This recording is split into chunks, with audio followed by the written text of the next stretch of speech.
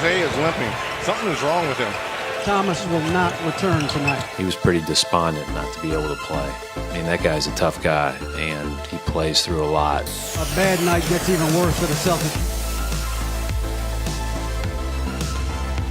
As they first intimated last night, talking with Jeff Goodman, might be time to shut Isaiah Thomas down for the year. The Celtics have chosen to do that.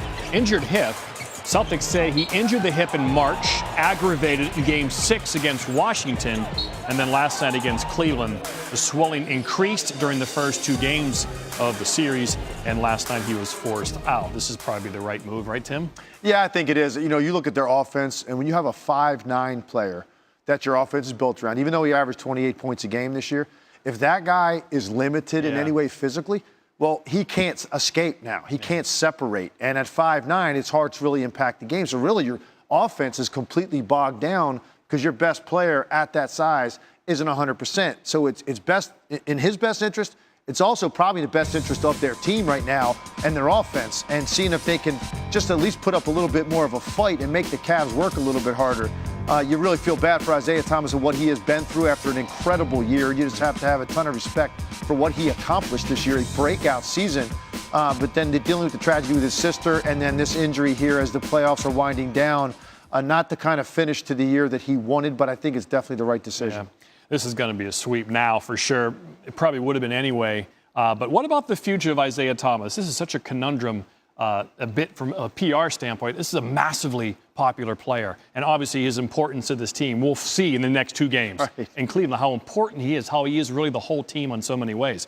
But he's 1 more year left on his deal, and he's probably a max guy now. He's probably earned that, but he'll be 30 years old the first year of that max contract. If you're the Celtics, do you trade him now when value is high? You have a great cap situation with a #1 pick next year. You get 2 max guys on the free agency, maybe guys that fit better long term. What do you do? Really interesting situation, and you have to do it and approach it from a business perspective if you're Danny Ainge. I mean, you're talking about a guy that's going to command $40 million a year. He's going to get a $200 million contract. That's what he's going to be looking for. Again, at 5'9", 30+ when he gets the deal. And what makes it really interesting, the Celtics have the #1 pick in the draft, and who is at the top of the draft? A couple of big-time point guards. So they could also dangle that pick for a guy like Paul George, which is out there right now. Danny Ainge has done an incredible job repositioning this team. It wasn't that long ago they had their run with Doc Rivers and KG, and they won a title, and they were in it every year. Yeah, should have won 2. Typically, that takes maybe 10, 12, 15 years to rebuild that. Look how quickly they've gotten back to a competitive team. And with the picks, they have Brooklyn's pick again next year. They have enough money and freed up this year to potentially sign 2 top-tier players.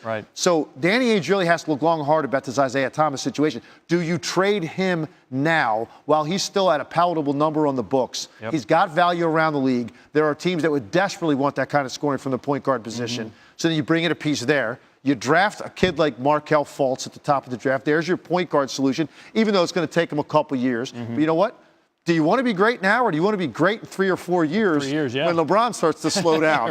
You know, in some ways, you might be wasting time spinning your wheels to get too good too soon. You still have to deal with the Cavaliers. So I really think it's going to be difficult to give him that kind of money when you have these other options available to you.